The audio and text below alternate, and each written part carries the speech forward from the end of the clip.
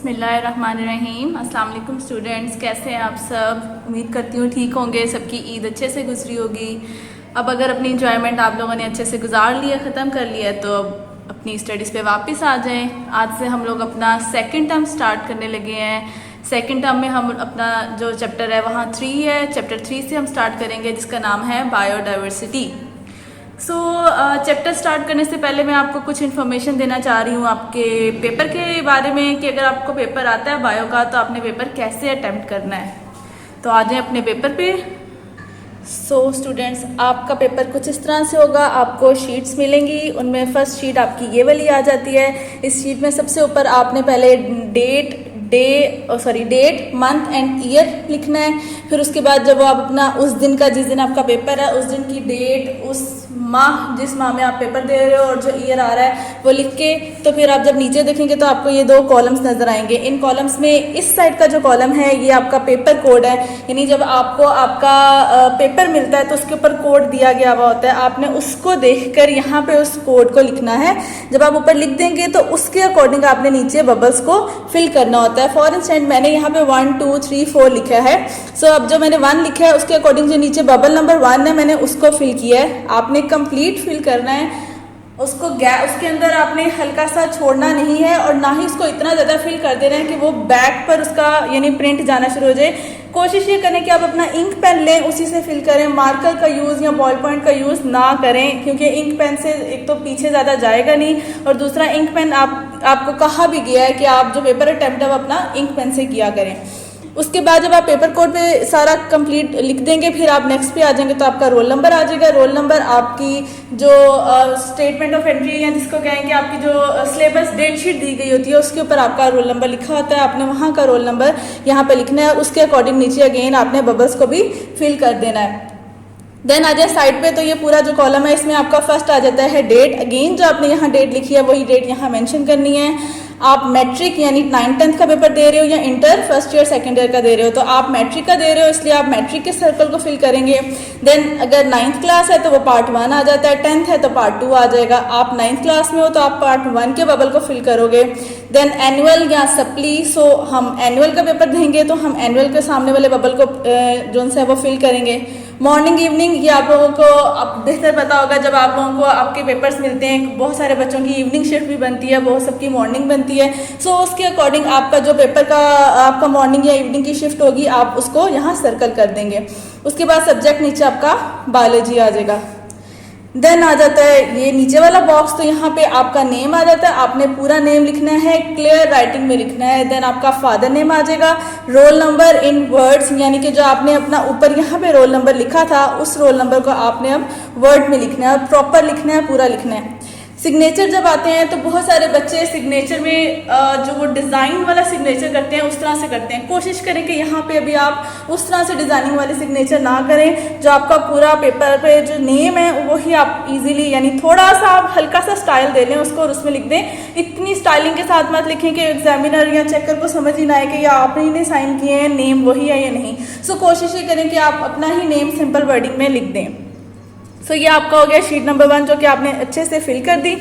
उसके बाद आपकी नेक्स्ट शीट आती है जिसको हम कहते हैं बबल शीट। ठीक है, इसके ऊपर हमने MCQs के अकॉर्डिंग फिल करना होता है, लेकिन इसको फिल करते वक्त भी आपको साइड पे यहाँ पे अगेन पेपर कोड को फिल करना होता है। आपने ऊपर पेपर कोड लिखना है और उसके अकॉर्डिंग नीचे आपने फिल करना है। जब यहाँ आ जाएंगे तो फिर उसके बाद आप आइए अपने MCQs पे।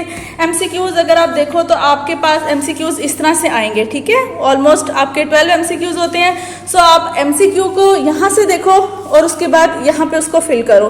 ठीक है, पहले आप कोशिश ये करो कि जब आप फर्स्ट अटेम्प्ट दे रहे हो अपने इस पे तो रफली, यानी जैसे ये मैंने छोटा सा डॉट डाला है इस तरह से डॉट डालते जाओ, यानी यहाँ से देखते जाओ और यहाँ पे फिल करते रहो। 1 फिंगर आप इधर रख लो और 1 इधर रख दो। इसका ये ऑप्शन है, फिर इसका ये ऑप्शन है, इसका ये ऑप्शन है, यानी उसके साथ साथ आप उसको डॉट लगाकर फिल करते जाओ। जब आप एक दफ़ा देखोगे आपके 12 के 12 MCQs कंप्लीट हो गए हैं, देन आप दोबारा से उसको जब सेकंड टाइम स्टडी करने लगते हो तो सेकंड टाइम इसको स्टडी करो और अगेन इधर आओ और उसको प्रॉपरली बबल को फिल कर दो।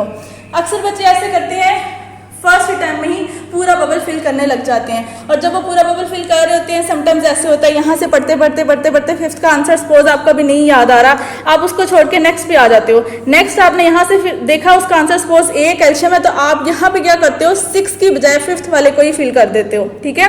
और वहां से आपकी सारी नीचे की सारे जो आपके ऑप्शंस हैं वो फिर खराब आना शुरू हो जाते हैं। सो अगर ऐसे करोगे तो वो आपके लिए काम खराब है। इसलिए पहले कोशिश करें आप कि आप डॉट लगाते जाएं। फर्स्ट टाइम जब आप पूरा एमसीक्यूज का पढ़ रहे हो तो यहाँ पे आप उसको जस्ट डॉट डालते जाओ, ताकि आपको अगर गलती होती भी है तो वो आपका डॉट जो है वो जो एग्जामिनर है उस डॉट के वो कोई मार्क्स नहीं देगा, ना ही उसकी कोई कटिंग करेगा, कुछ भी नहीं होगा। लेकिन अगर आप एक पूरा बबल बना देते हो और वो गलत ऑप्शन हो जाता है तो वो आपको एग्जामिनर उसके मार्क्स काट देगा, ठीक है। फिर समटाइम्स ऐसे भी बहुत सारे बच्चे करते हैं कि पहले उन्होंने कहा जी नहीं जी एमसीक्यू ये नंबर 1 ठीक लग रहा है, उसने नंबर 1 को पूरा फिल कर दिया। जब नेक्स्ट टाइम सेकंड टाइम जब वो पढ़ता है अपने पूरा एमसीक्यू का पेपर तो वो देखता है नहीं जी ये तो 1 नहीं था, तो मुझे तो ये सी ऑप्शन ठीक लग रहा है, वो अब ए को भी फिल करेगा और सी को भी फिल करेगा, तो इसके मार्क्स नहीं मिलेंगे, ठीक है।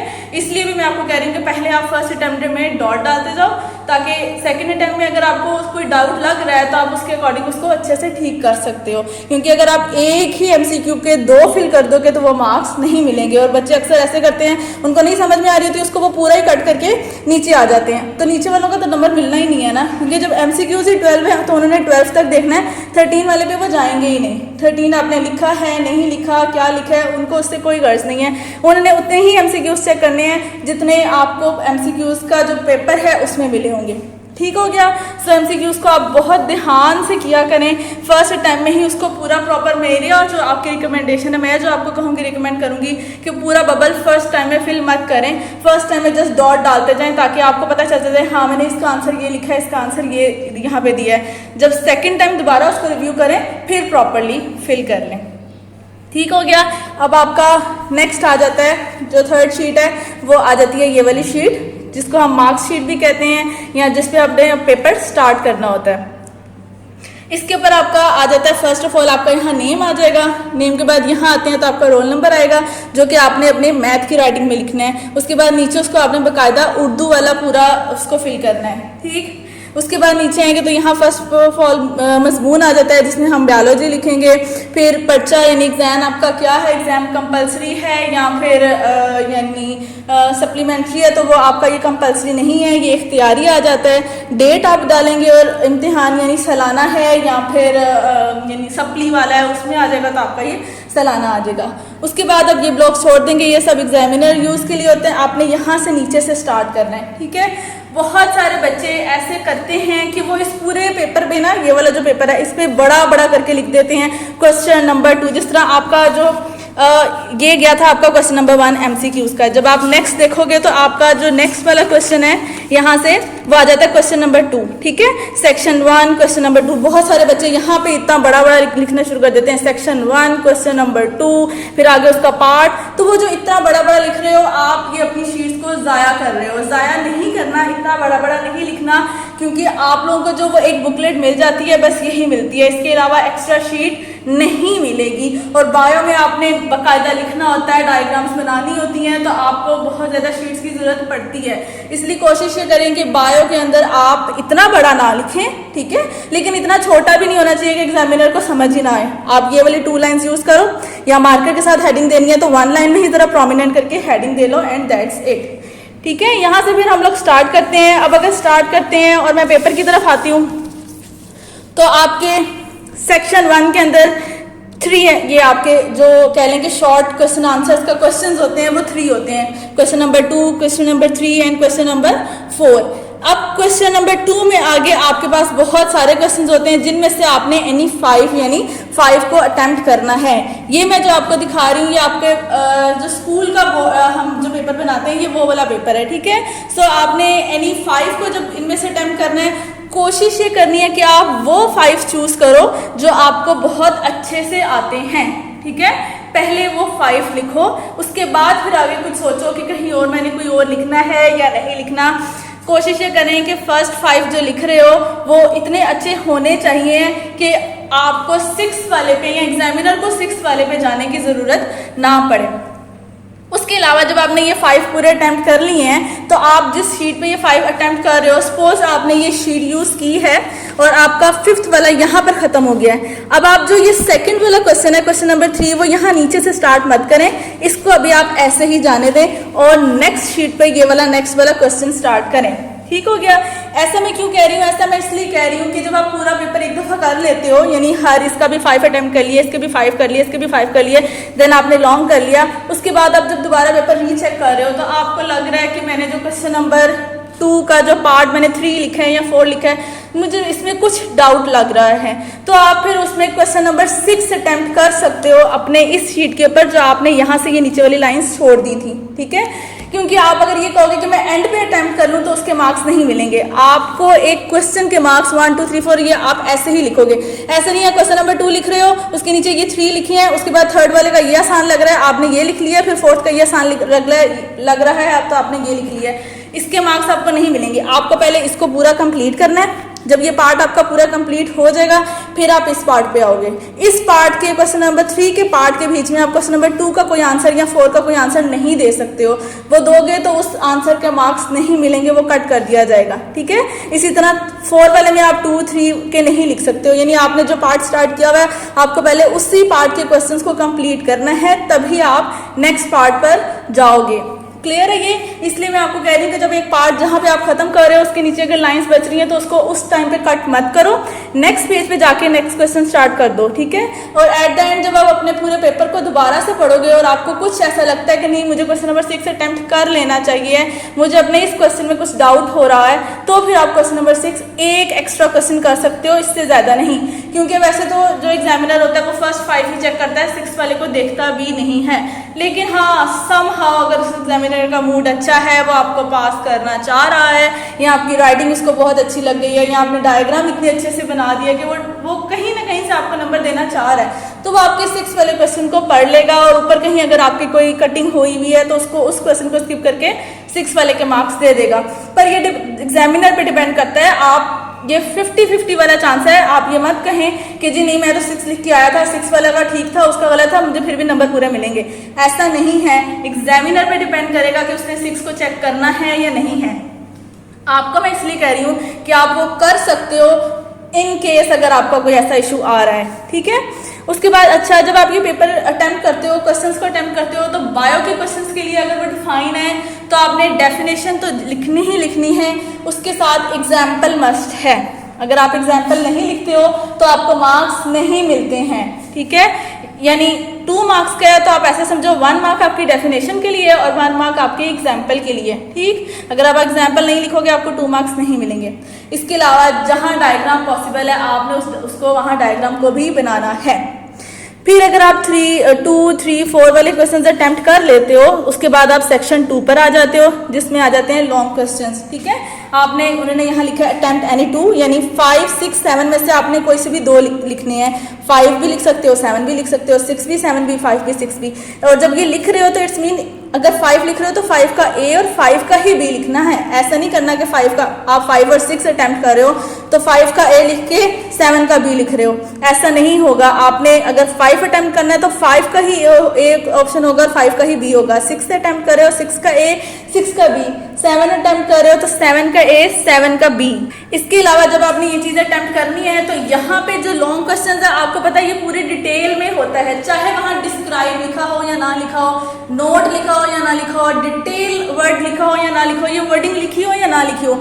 आपने जब क्वेश्चन पढ़ा और आपको लगा है कि ये क्वेश्चन ये वाला टॉपिक है तो आपने वो टॉपिक फुल फ्लेज एक्सप्लेन करना है। डेफिनेशन देनी है आपने उसकी डायग्राम बनानी है, एग्जाम्पल है तो वो देनी है, फिर उसके बाद उसकी थ्योरी को अच्छे से एक्सप्लेन करना है। कोशिश ये किया करें कि डायग्राम पहले बनाएं ताकि जब एग्जामिनर देखता है तो वो पहले आपकी डायग्राम को ही देख के ये समझ आएगा कि डायग्राम के अकॉर्डिंग अगर आपने डायग्राम सही से बनाई है तो यानी आपने नीचे थ्योरी भी ठीक ही लिखी होगी, इसलिए उसको थ्योरी को चेक करने में आसानी हो जाती है। डायग्राम को देख के ऊपर से अगर आपने नीट एंड क्लीन बनाई है तो उसको नंबर देने में आसानी होती है, वो ईजिली आपको नंबर दे देता है। ठीक है, डायग्राम के मार्क्स होते हैं, यानी आप ऐसे समझे कि हाफ मार्क्स डायग्राम का है और हाफ मार्क्स आपके जो आपने पेपर अटेम्प्ट किया है यानी थ्योरी ली है उसका है। ठीक है, इसके अलावा मैं आपको यहाँ पे ये कहूँगी कि जब एक दफ़ा आपने पेपर अटेम्प्ट कर लिया है तो दोबारा उसको रीचेक लाजमी करें। जब आप रीचेक करते हैं आपको अपनी माइनर मिस्टेक्स नज़र आ जाती हैं, वो आपको यानी वहाँ पे सही करने में आसानी होती है। अच्छा, सही से मुझे याद आया, बहुत सारे बच्चे ऐसे करते हैं जब उन्होंने लिखा हुआ होता है ना, तो वो लिखते लिखते सपोज उन्होंने ये चीज़ लिखी है, उनको लगा है कि मुझे ये वाला ये नहीं लिखना था, वो क्या करेंगे, वो उसको ज़ोर ज़ोर से ऐसे ऐसे करके ना कट कर देते हैं सारा और फिर आगे लिखते हैं। ये कटिंग नहीं करनी है, ये अलाउ नहीं होती है। आपने इसके इर्द गिर्द सिर्फ एक थोड़ा सा यानी ब्रैकेट डालना है, थोड़ा बड़ा करके, ताकि प्रोमिनेंट हो जाए। वो बहुत सारे बच्चे छोटा सा ब्रैकेट डाला होता है कि पता भी नहीं चलता आपने ये कट किया भी है कि नहीं। ब्रैकेट डाल के ऊपर आपने, इसके ऊपर नहीं क्रॉस डालना, ये जो वर्ड लिखा है इसके ऊपर यहाँ पे छोटा सा आपने एक क्रॉस डाल देना है, ताकि अगर एग्जामिनर को लग रहा है कि ये क्रॉस है तो वो क्रॉस कर देगा, उसको नहीं चेक करेगा। लेकिन अगर उसको लग रहा है कि नहीं आपकी ये सेंटेंस के अंदर ये वर्ड सूट कर रहा है, इट्स ओके, क्रॉस करने की जरूरत नहीं थी, तब भी वो उसको पढ़ के आपको नंबर दे देगा। ठीक है, उस लाइन, उस वर्ड के ऊपर लाइन लगाने की या उसको बिल्कुल ही क्रॉस कर देने की जरूरत नहीं है। जस्ट आपने उसको साइड्स पे ब्रैकेट डालना है और ऊपर छोटा सा क्रॉस डाल देना है। सो क्लियर हो गया है? मेरे ख्याल से मैंने आपको बहुत अच्छे से सारा पेपर एक्सप्लेन कर दिया है बायो का। इसके अलावा अगर आपको कुछ और प्रॉब्लम आ जाती है पेपर में या कुछ भी आप पूछना चाह रहे हो तो वो आप पूछ सकते हैं मेरे से। अब आ जाएं अपने चैप्टर पे वापस। तो चैप्टर पढ़ते हैं, बोर्ड पे आ जाएं, हम बोर्ड से स्टार्ट करते हैं। जी स्टूडेंट्स, तो हमारा चैप्टर नंबर 3 नेम बायोडाइवर्सिटी है। इसके पेज नंबर, आज का जो हम फर्स्ट लेक्चर पढ़े हैं उसमें हम इसके पेज नंबर 31 till 35 पढ़ेंगे। इन पेजेस के बीच में क्या है वो ये चीजें हैं। फर्स्ट ऑफ ऑल हम इसका थोड़ा सा इंट्रोडक्शन पढ़ेंगे, बायोडाइवर्सिटी होती क्या है, इसको क्या कहते हैं, उसकी भी डेफिनेशन थोड़ी डिटेल में पढ़ेंगे। ठीक है, कि अगर इसको हम पढ़ रहे हैं तो एनिमल्स को, प्लांट्स को लेके बायोडाइवर्सिटी की डेफिनेशन क्या बनती है, अर्थ में, आपके इस वर्ल्ड में बायोडाइवर्सिटी कहाँ कहाँ है, कैसे कैसे है, अगर है तो फिर उसकी इम्पोर्टेंस क्या है, हमारे लिए वो क्यों जरूरी है। फिर उसके बाद बायोडाइवर्सिटी में हम क्लासिफिकेशन पढ़ेंगे कि एनिमल्स और प्लांट्स को अगर हम स्टडी कर रहे हैं तो वो बहुत वास्ट रेंज है, बहुत सारे एनिमल्स हैं, बहुत सारे प्लांट्स हैं, उनको हमने क्लासीफाई किया है, डिफरेंट ग्रुप्स में हमने रखा है। ठीक है, सो उन ग्रुप्स में रखना, उनकी कैरेक्टरिस्टिक्स के अकॉर्डिंग उसको हम कहते हैं क्लासिफिकेशन। फिर अगर हम क्लासिफिकेशन पढ़ेंगे तो हम उसका एम्स पढ़ेंगे और बेसिस पढ़ेंगे कि उनकी हमने जो क्लासिफिकेशन रखी है वो उसका मकसद क्या है, हमने क्यों रखी है और उसकी बेसिस क्या थी, क्या ऐसी वजूहात हुई जिसकी वजह से हमें क्लासिफिकेशन रखनी पड़ी। फिर हमने इसी का थोड़ा सा आगे डिटेल पढ़ेंगे, टैक्सोनॉमिक हायरार्की, यानी कि क्लासिफिकेशन के ही अकॉर्डिंग हम लोग बड़े किंगडम से छोटे वाले ग्रुप्स में, यानी बड़े ग्रुप से छोटे वाले ग्रुप्स में जो एनिमल को प्लेस करते हैं, उस पूरी एक जो आपका स्ट्रक्चर बनता है, यानी आप कह लें वो ग्राफ सा बन जाता है या एक लैडर बन जाता है, उसको किस नाम से बोलते हैं, तो वो है टैक्सोनॉमिक हायरार्की। ठीक है, तो हम इसको आगे फिर डिटेल में पढ़ेंगे। मैंने यहाँ पे आपको एग्जांपल दिया ह्यूमन की। अगर हम खुद को देखते हैं तो हम खुद को कहाँ रखते हैं और उस क्लासिफिकेशन में, इसके अकॉर्डिंग, क्लासिफिकेशन के अकॉर्डिंग हम क्या चीज़ हैं, कैसे हैं। अगर हम किंगडम की बात करें तो हम बचपन से आप पढ़ते आ रहे हो, प्लांट भी है और एनिमल्स भी हैं। ठीक है, सो हम प्लांट्स नहीं है तो हमारा किंगडम आ जाता है एनिमेलिया।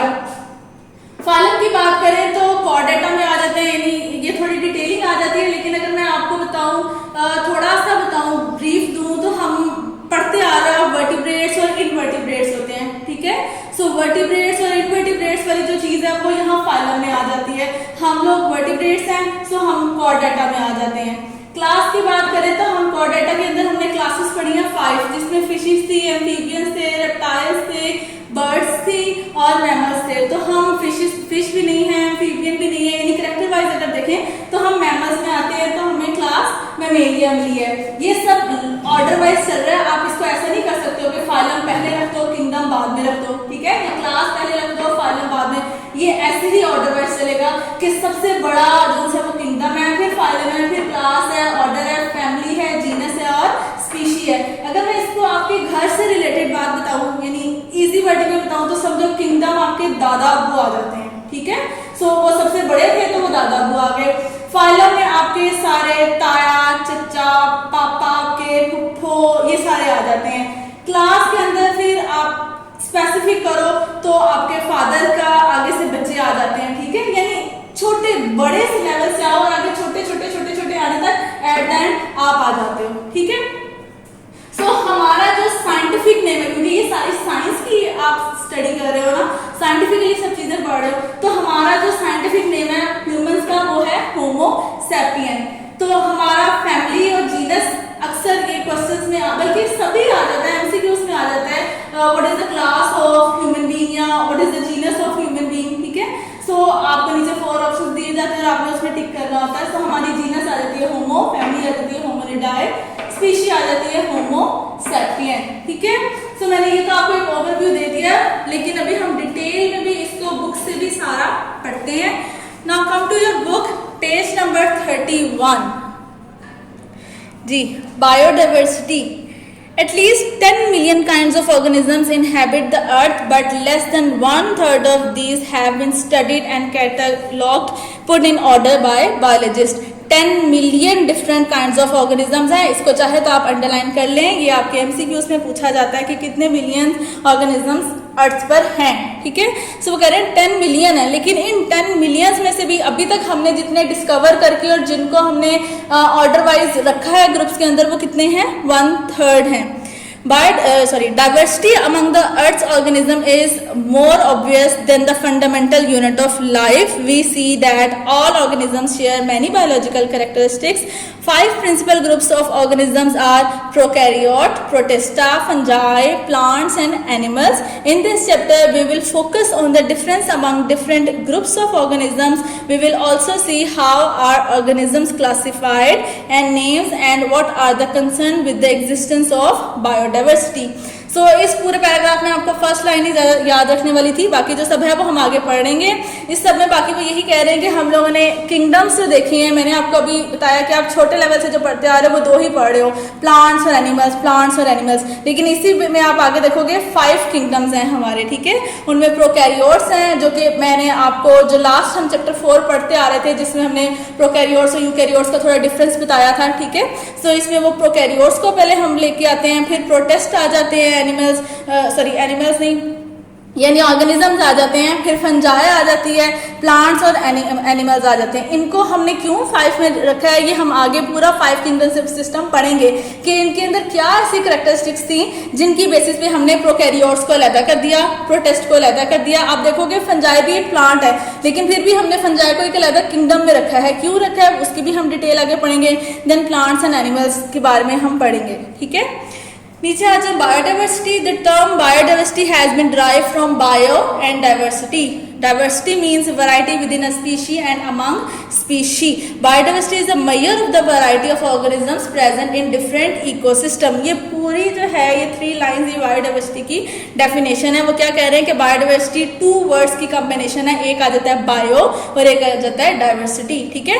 सो बायो आप पीछे पढ़ चुके हो जब हम लोगों ने फर्स्ट में पढ़ा था बायोलॉजी में, ठीक है। सो इसलिए हमने यहाँ पे बायो को डिफाइन नहीं किया, डाइवर्सिटी को डिफाइन कर रहे हैं कि डाइवर्सिटी क्या है, वैरायटी है, यानी बहुत ज़्यादा चीज़ें हैं और बहुत ज़्यादा चीज़ें यहाँ किसकी है, बायो यानी लिविंग ऑर्गेनिज्म से रिलेटेड है, तो ऑर्गेनिजम्स की हैं। और अगर ऑर्गेनिजम्स को हम साइंटिफिक तौर पे पढ़े तो हम उसको स्पीशी का नाम देते हैं, ठीक है। तो इसलिए उन्होंने यहाँ पे कहा है variety with in a species, यानी एक स्पीशी के अंदर बहुत सारी वैरायटी जो सी है उसको कह रहे हैं कि ये बायोडाइवर्सिटी है। और एक स्पीशी के अंदर नहीं है, बहुत सारी स्पीशीज हैं यहाँ पे। सो वो विद इन अ स्पीशी भी बोल रहे हैं और अमंग स्पीशी भी बोल रहे हैं, यानी 2 डिफरेंट स्पीशी, जैसे कि कैट एक अलग स्पीशी है, डॉग एक अलग स्पीशी है, ह्यूमन एक अलग स्पीशी है, रैट एक अलग स्पीशी है, एलिफेंट्स की जितनी सारी नस्लें हैं वो एक अलग स्पीशी है, ठीक है। नस्ल जिसको कहते हैं उसको स्पीशी कह रहे हैं। सो कह रहे हैं विद इन द स्पीशी, यानी स्पीशीज के अंदर भी देखो, जैसे स्पीशी अंदर विद इन द स्पीशी बात करो, हम ह्यूमन बीइंग स्पीशी है ना, जो चीज़ मैं हूँ वो मेरे साथ दूसरी टीचर नहीं होंगी, ठीक है, या इवन आप वैसे नहीं हो जैसी मैं हूँ, आपकी फ्रेंड वैसे नहीं है, यानी हम में आपस में भी चेंजेस आ जाती हैं, वैरायटी आ रही हैं। और अगर हम अमंग द स्पीशीज बोल लें तो उसमें तो बहुत ज़्यादा ही आ जाती हैं, यानी मैं खुद को ले लूँ, एनिमल से रिलेट कर लो, डॉग को ले लो, कैट को ले लो, एलिफेंट को ले लो, यानी डिफरेंट जो स्पीशीज आ जाती हैं आपस में भी हैं, यानी हम में कुछ ना कुछ तो इंट्रैक्शन है ना। हम कैट्स को बहुत लव करते हैं, डॉग्स को हम कहते हैं कि वो पेट एनिमल है, उसको भी हम रखते हैं। सो हम उनके साथ भी थोड़ा सा रिलेशन रखते हैं, यानी एक लव का एक केयर का रिलेशन आता है, हम उनके साथ भी उठते बैठते हैं। सो वो यहाँ पे कह रहे हैं कि वो वैरायटी है विद इन द स्पीशी भी और अमंग द स्पीशी भी। इसके अलावा नीचे वाले पॉइंट पे आ जाए, नीचे आपके नेक्स्ट पैराग्राफ में द डाइवर्सिटी ऑफ प्लांट्स को फ्लोरा भी बोलते हैं, एंड एनिमल्स को फौना भी बोलते हैं। इन हर region depend on climate, altitude, soil and the presence of other species. वो कह रहे हैं एक जगह पे एक स्पीशी का होना किन किन चीज़ों पे डिपेंड करता है। सो वो उसकी सराउंडिंग्स पे डिपेंड करता है, और सराउंडिंग्स में क्या क्या आ रहा है, वहाँ का क्लाइमेट यानी कि जो मौसम है वो कैसा है, अल्टीट्यूड यानी ज़मीन में नीचे पानी में रहने वाला है, ज़मीन पे रहने वाला है, माउंटेनियस रीजन में रहने वाला है, अगर है तो सॉइल वहाँ का कैसा है, और उसके अलावा जो उसकी बाकी स्पीशीज़ वहाँ के आसपास के रहने वाली हैं वो कैसी हैं। Biodiversity is not distributed evenly on earth, it is richest in the tropic. यानी वो कह रहे हैं कि पूरी अर्थ के ऊपर हर जगह आपको हर ऑर्गेनिज्म नहीं मिलेगा, ठीक है। जो पानी में रहने वाले हैं वो आपको अर्थ पे नहीं मिलेंगे, यानी जो इवन अर्थ पे भी रहने वाले हैं, अर्थ पे भी बहुत सारी वैरायटीज आ जाती है। अर्थ पे जो नॉर्मल लैंड पे रहने वाले हैं वो आपको डेजर्ट में नहीं मिलेंगे, जो डेजर्ट में रहने वाले हैं वो आपको जंगल फॉरेस्ट में नहीं मिलेंगे, ठीक है। सो हर जगह की स्पीशी अलग अलग है, और सबसे ज्यादा स्पीशीज कहाँ पाई जाती हैं, ट्रॉपिक में। ट्रॉपिक एक रीजन है अर्थ का, वहां पाई जाती हैं। Temperate region also have many species while there are fewer species in the polar region. Polar region मतलब बहुत जो ठंडे इलाके होते हैं। Biodiversity found on earth today is the result of 4 billion years of evolution. यानी वो कह रहे हैं कि आज जो दुनिया में आपको चीजें नजर आ रही हैं वो एवोल्यूशन है, इवॉल्व हुई हुई है। और कितने ईयर्स की एवोल्यूशन है वो 4 बिलियन ईयर्स की एवोल्यूशन है। इसको भी आप अंडरलाइन कर लें, ये भी एमसीक्यूज में आता है। The origin of life is not well known to science, यानी जिंदगी कैसे शुरू हुई अभी तक साइंस उसके ऊपर स्टडी तो कर रही है, लेकिन आज भी यानी साइंस सपोज करके कहती है, डेफिनेट उसको अभी भी एक्सप्लेन करना नहीं आता है, ठीक है। हाँ, उन्होंने इतना ज़रूर कहा है, इतनी रिसर्च ज़रूर कर ली है कि आप जो कोई भी स्पीशी है उसको अगर एवोल्यूशनरी तौर पे देखा जाए तो हम माइक्रो ऑर्गेनिजम्स में चेंजेस आती गई और फिर हम बने हैं, ठीक है। एट द एंड जो अब कॉम्प्लेक्स ऑर्गेनिजम्स हैं, ये पहले कभी माइक्रो ऑर्गेनिजम्स थे, उनमें फर्दर चेंजेस आती गई। जो एवोल्यूशन की बात कर रहे हैं 4 बिलियन ईयर्स की, तो उनमें चेंजेस आके आज की जो आप यहाँ पे स्पीशी नज़र आ रही है वो उसकी एवोल्यूशन है। So the origin of life is not well known to science, though limited evidence suggests that until 600 million years ago, all life consists of bacteria and similar unicellular organism। जो बात मैंने अभी बताई है कि वो ये ज़रूर कहते हैं कि हम लोग भी माइक्रो ऑर्गेनिज्म से, यानी छोटे छोटे ऑर्गेनिज्म से बने हैं, जैसे कि बैक्टीरिया और यूनिसेलुलर ऑर्गेनिजम्स। नेक्स्ट पेज पे आ जाए, आपका पेज नंबर 32, जिसमें इंपॉर्टेंस उन्होंने आपको बताई है। सो इम्पोर्टेंस ऑफ बायोडाइवर्सिटी, यानी कि बायोडाइवर्सिटी अगर है तो क्यों है। Biodiversity provide food for human, हमारे लिए फूड है। अगर आप प्लांट की बात करते हो तो प्लांट हम खाते हैं, वो हमारे लिए फूड है, ठीक है। सो प्लांट से मेडिसिन भी बनती हैं, सो वो हमें मेडिसिन भी दे रहे हैं। इवन प्लांट से लकड़ी के जो घर बनते हैं, ठीक है, हम रबर ले रहे हैं, हम बहुत सारी चीज़ें ले रहे हैं। सो इवन अगर हम एनिमल्स की भी बात करते हैं तो हम एनिमल्स भी खाते हैं, गोश्त खा रहे हैं, काऊ खाते हैं हम, ठीक है, गोट खा रहे हैं। सो ह्यूमन बीइंग के लिए बायोडाइवर्सिटी का होना बहुत ज़्यादा ज़रूरी है। A significant proportion of drugs are derived directly or indirectly from biological sources। मैंने जैसे अभी आपको बताया, हम मेडिसिन ले रहे हैं। यहाँ ड्रग, अगर आप साइंस में पढ़ो तो मेडिसिन को हम ड्रग, एक जो हेडिंग है उसके अंदर पढ़ते हैं। उस ड्रग में मेडिसिनल ड्रग भी आ जाते हैं, और अब्यूज जो हम लोग जिसको नशावर ड्रग कहते हैं वो भी, एडिक्टिव ड्रग भी आ जाते हैं। सो इसलिए उन्होंने यहाँ ड्रग का नाम लिया। आप लोग ड्रग से उन जो सो कॉल्ड आपका एक ड्रग का एक जो आपके माइंड में इमेज है वहाँ मत जाइएगा। A wide range of industrial materials, for example, building materials, fibers, dyes, resins, gums, adhesive, rubber and oil are derived directly from plant। ये उन्होंने एक और आपको बता दिया कि हम कहाँ से क्या चीज़ें यूज़ कर रहे हैं, ले रहे हैं। Then biodiversity play important role in making and maintaining ecosystem। इस इकोसिस्टम को भी चलाने के लिए बायोडाइवर्सिटी होना बहुत ज़रूरी है। एक भी चीज़ अगर ख़राब हो जाती है, तबाह हो जाती है, तो दूसरी चीज़ पे उसका बहुत ज़्यादा असर होता है, ठीक है। सपोज करो कि अगर प्लांट्स ही ना रहें, कुछ ऐसा हो जाए कि प्लांट्स की जो बायोडाइवर्सिटी है वो सब खत्म हो जाए, तो क्या हम जिंदा रहेंगे? कभी भी नहीं रहेंगे। सबसे पहली बात ये है कि प्लांट्स हमें ऑक्सीजन देते हैं, ऑक्सीजन ही नहीं रहेगी तो हम जिंदा ही नहीं रहेंगे। देन हम प्लांट्स से मेडिसिन भी ले रहे हैं, हम प्लांट्स को खा भी रहे हैं, वेजिटेबल्स हैं हमारी, फ्रूट्स हैं हमारी, दालें हैं, बीन्स हैं। सो हर जो कह रहे हैं कि बायोडाइवर्सिटी में हर डाइवर्सिटी अपने आप को इकोसिस्टम में मेंटेन रख रही है ताकि इकोसिस्टम चल सके। It plays a part in regulating the chemistry of our atmosphere and water supply. Biodiversity is directly involved in recycling nutrients and providing fertile soil. इसके अलावा वो कह रहे हैं कि बायोडाइवर्सिटी इकोसिस्टम में ये सब चीजें आ जाती है ना कि इकोसिस्टम को चला रही है, ठीक है। सो सिस्टम को चलाना, मैंने अभी आपको बताया कि प्लांट्स हमें ऑक्सीजन दे रहे हैं, कार्बन डाइऑक्साइड ले रहे हैं, ट्रांसपायरेशन होती है प्लांट से तो आपके हवा में पानी जा रहा है, ठीक है। वो फिर रिसाइकलिंग हो रही है, पानी जो उनसे भाप बन के उड़ रहा है, क्लाउड बन रहे हैं, फिर रेन हो रही है, पानी जमीन पे आ रहा है, अगेन जमीन से वो प्लांट्स उसको एब्जॉर्ब कर रहे हैं, पूरा एक लाइफ सर्कल चल रहा है। इसी तरह कार्बन साइकिल है वो पूरी चलती है, नाइट्रोजन साइकिल है वो पूरी चलती है। सो इस तरह से बायोडाइवर्सिटी इकोसिस्टम को मेंटेन रख रही है। नेक्स्ट पेज पे आ जाए, पेज नंबर 33, तो वो आ जाता है आपका classification, aims and principle. There is a large collection of very dissimilar forms of organisms found on Earth. Over 1.5 million types of organisms and over 0.5 million types of plants are known to biologists, and these are only a small percentage of the total type estimated to live on Earth. इन दोनों को underline कर ले। 1.5 million types of animals हैं और 0.5 million type of plant हैं जो कि आपकी इस दुनिया में है, जिसको हम लोग स्टडी कर चुके हैं। इससे ज़्यादा भी हैं जिनको अभी स्टडी हमने नहीं किया। They range in complexity from small and simple bacteria to large and complex human being. Some of them live in sea, some on land, some walk, other fly, and still others are stationary. यानी वो इधर characteristics थोड़ी थोड़ी बता रहे हैं कि कुछ पानी में रहने वाले हैं, कुछ लैंड पे रहने वाले हैं। लैंड में भी किसी की यानी किसी को 4 limbs 4 टांगे दी हुई हैं, किसी को 2 दी हुई हैं, किसी के पास बहुत सारी हैं और वो रेंग रहे हैं, किसी के पास है ही नहीं तब भी वो रेंग रहे हैं। यानी जिस तरह स्नेक जो आपके अर्थ पे चलता है, या जिस तरह आप सेंटीपीड मिलीपीड को ले लें जिसको कन खजूरा बोलते हैं, या अर्थ फॉर्म ले लें, ठीक है। सो उन्होंने यहाँ पे डिफरेंट कैरेक्टरिस्टिक्स बताई हैं, फिर हम इन्हीं कैरेक्टरिस्टिक्स को देख के आगे उनको डिफरेंट ग्रुप्स में रखेंगे। Each one has its own way of life, that is getting food, avoiding unfavorable environmental conditions, finding a place to live and reproducing its kind. When there are so many diverse kind of organisms, it becomes difficult to learn about the characteristics of each. ठीक है, यानी इतने सारे organisms हैं, उन सबकी इतनी सारी characteristics हैं, हर एक को 1 by 1 याद रखना मुश्किल हो जाता है, इसलिए इनको हमने ग्रुप्स में बनाया है। इस पूरे में आपको जस्ट इन्फॉर्मेशन दी गई है, याद नहीं करना है, लेकिन जो याद करने वाली चीज़ है वो मैंने आपको अंडरलाइन करा दी है कि आपने 1.5 मिलियन टाइप ऑफ एनिमल याद रखने हैं और 0.5 मिलियन टाइप ऑफ प्लांट्स याद रखनी है जो कि डिस्कवर हो चुके हैं इस अर्थ पे। To study such a large collection, biologists classify the organisms into groups and subgroups, and for this task they require some system. Biological classification is a method by which biologists divided organisms into groups and subgroups. वही अब यहाँ पर उन्होंने classification को आपको definition कह लो कि वो बता दिया कि बायोलॉजिकल क्लासिफिकेशन क्या है। इज अ मेथड, एक मेथड है जिसने बायोलॉजिस्ट ने क्या किया, ऑर्गेनिजम्स को डिवाइड कर दिया ग्रुप्स और सब ग्रुप्स में।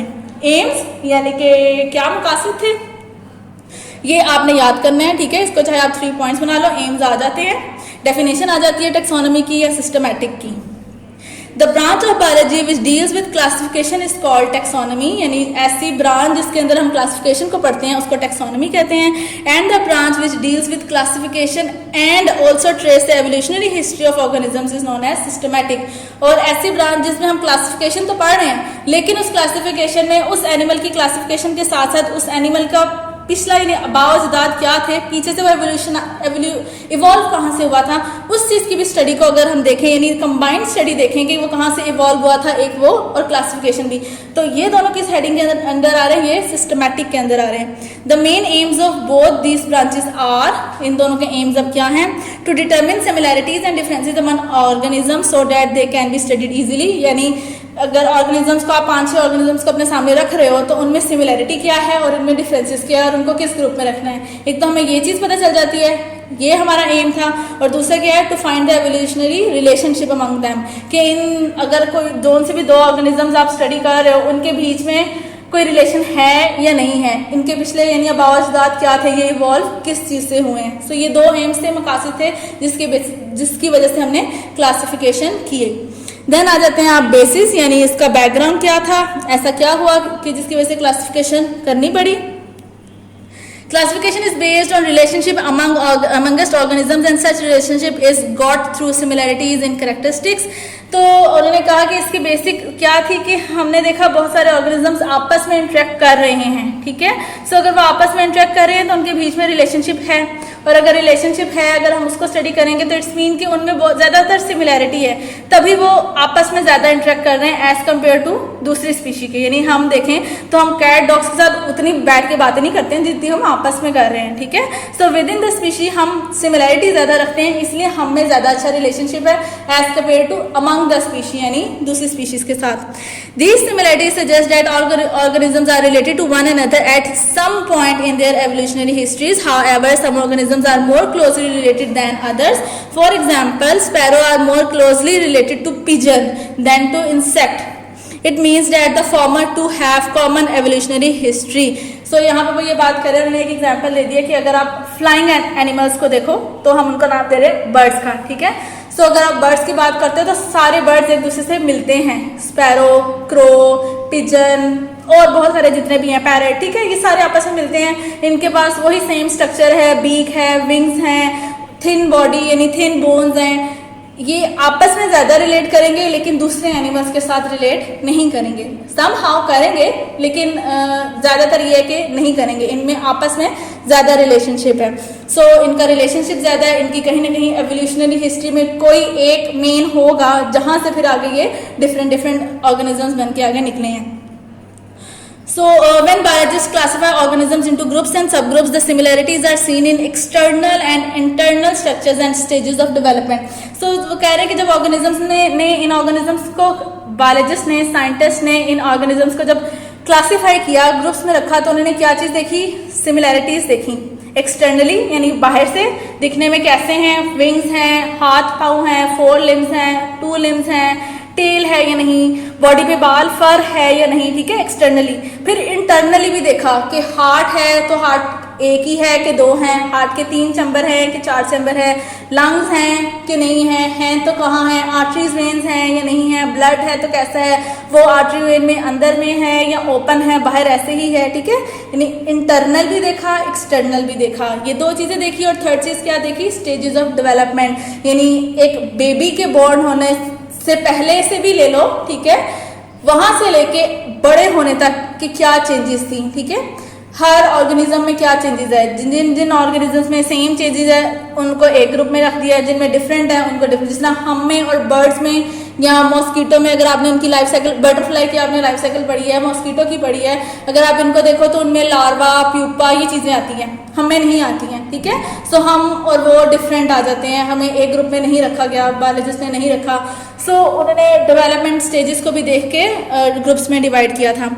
Modern genetics provide another type of information to taxonomists. The similarities and differences in the DNA of 2 studied organisms can be used for getting idea about similarities and differences in their structures and function. इसके अलावा वो कह रहे हैं, वो तो अभी तक जो हमने पढ़ा वो पुराने ज़माने की थी, वो क्या क्या चीज़ें देखते थे। अब मॉडर्न यानी साइंस ने तरक्की कर ली है, इतनी तरक्की कर ली है कि वो डीएनए को ही स्टडी कर लेते हैं, ठीक है।